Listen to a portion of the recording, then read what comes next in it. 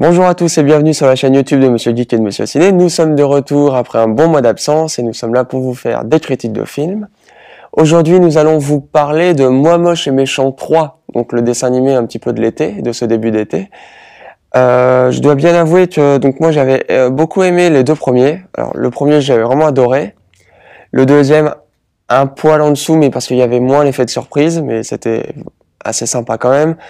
Et après, il y a eu le spin-off avec les Mignons, qui était loupé, hein, il faut l'avouer, c'était pas très drôle, malgré le fait que les Mignons sont les personnages les plus appréciés de l'univers de Moi Moche et Méchant. Et puis là, ce troisième épisode, alors là, je sais pas ce qui s'est passé, mais c'est vraiment enfin pour moi, c'est une catastrophe. Donc je parle évidemment d'un point de vue adulte, hein, moi je me suis beaucoup ennuyé.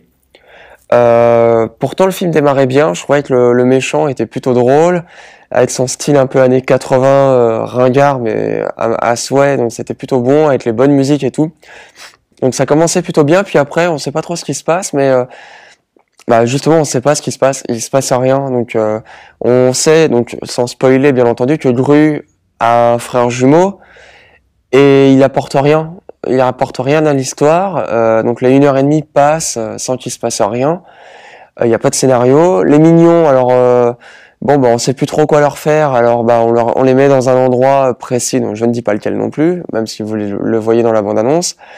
Donc on sait pas trop quoi leur faire, et du coup on les met dans un endroit comme ça, et finalement c'est pareil, ça n'apporte rien. On les voit peu en plus, et il se passe rien, donc on est vraiment étrangement passif.